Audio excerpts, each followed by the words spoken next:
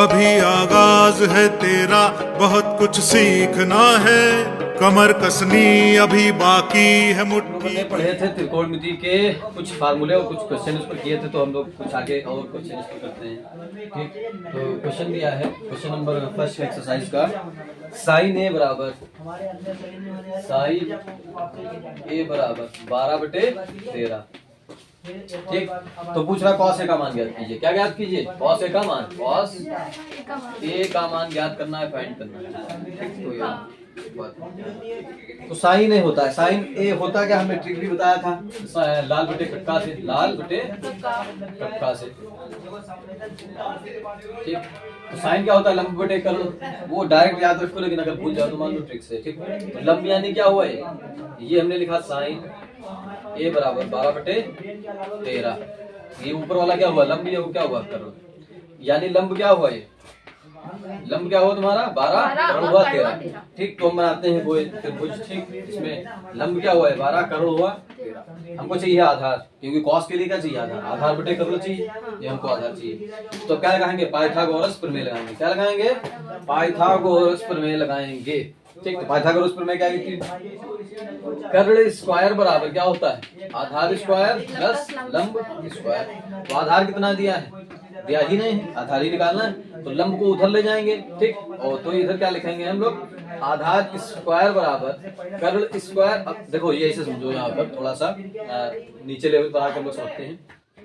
इससे ये बराबर का जो निशान होता है, इसको हम लोग यहाँ पर अपनी भाषा में समझने के लिए इसको पल्ला पल्ला समझते हैं। पल्ला नहीं खेला हो, कबड्डी खेला होगा तो उसमें कहते हैं पल्ला पार।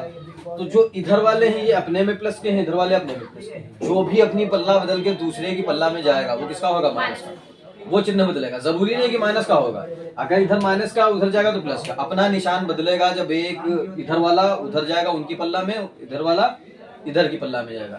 पल्ला मतलब बराबर का निशान या इक्वल्स टू का निशान। ठीक, अब ये क्या है कि आधार स्क्वायर बराबर, आधार तो वहीं पर रहा, ये लंब जो है, लंब ने अपनी जगह बदली, कर्ण के एरिया में गया, तो लंब किसका हो जाएगा? माइनस का। तो लंब स्क्वायर किसका लिख देंगे हम लोग?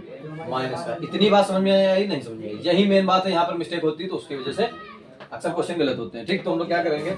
आधार स्क्वायर ऐसे ही लिखेंगे। कर्ण स्क्वायर का मान कितना है? 13 का स्क्वायर, 13 का स्क्वायर माइनस 12 का स्क्वायर। तो 13 तरह कितना होता है?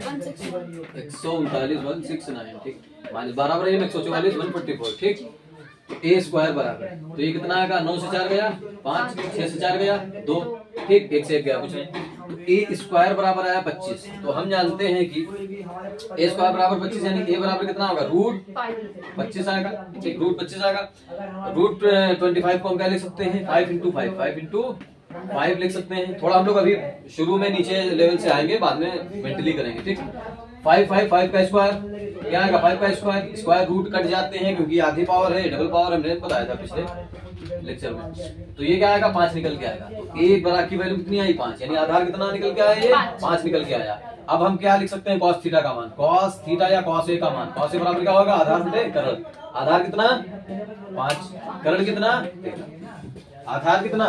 आधार ही 5 है, कर्ण कितना है? 13। ठीक, तो इसको क्या कहते हैं? बेस कहते हैं। इसको क्या कहते हैं? परपेंडिकुलर। इसको क्या कहते हैं? हाइपोटेनियस कहते हैं। ठीक, तो ये ट्रिक है, इससे इस तरह से याद रख सकते हो। हिंदी मीडियम वाले, इंग्लिश मीडियम वाले दोनों लोग देख सकते हैं। तो एक क्वेश्चन था, इसको नोट करें आप लोग। cos 60 डिग्री बराबर ये इतना दिया है, तो इसको करना है cos 30 डिग्री के बराबर करना है। क्या करना है? cos 30 डिग्री के बराबर लाना है। तो दायां पक्ष बायां पक्ष वाला LHS RHS वाला। ठीक, तो हम लोग क्या लेंगे? हम लोग LHS लेंगे। क्या लेंगे? लेफ्ट हैंड साइड लेंगे। LHS से प्रूफ कर देंगे, कोई दिक्कत नहीं। दोनों पक्षों को बराबर ही करना है। LHS RHS से कोई मतलब ही नहीं। उधर cos 30 का मान कितना होता है? डायरेक्ट हमको पता cos 30 का मान कितना होता है? 1/√3/2, √3/2। ठीक, ये हुआ। cos 30 का मान कितना होता है? √3/2। ठीक, यहाँ पर प्लस में sin 60 का मान कितना होता है? √3/2। ठीक, अपॉन में 1 प्लस sin 30 का मान कितना होता है? 1/2 प्लस cos 60 का मान कितना होता है? 1/2। ठीक, रख दो। और बराबर किसके लाना है? ये √3/2 के, √3/2 के बराबर लाना है। √3/2 के बराबर लाना है। ठीक, एलसीएम ले लेंगे।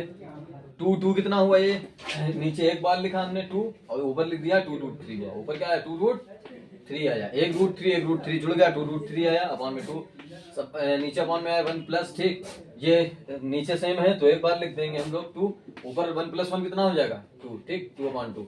इसका एलसीएम लेंगे तो क्या आएगा, ये 2 से 2 कैंसिल आउट हुआ, ऊपर बचा √3, ऊपर क्या बचा √3, ठीक।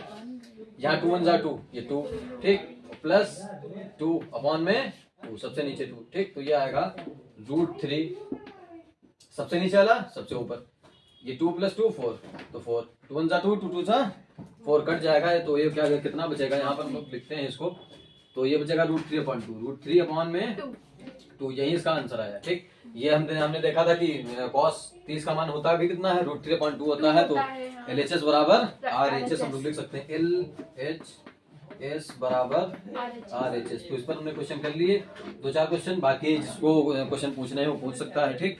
और नोट कर लो इसको। अब हम लोग अगले क्वेश्चन करेंगे।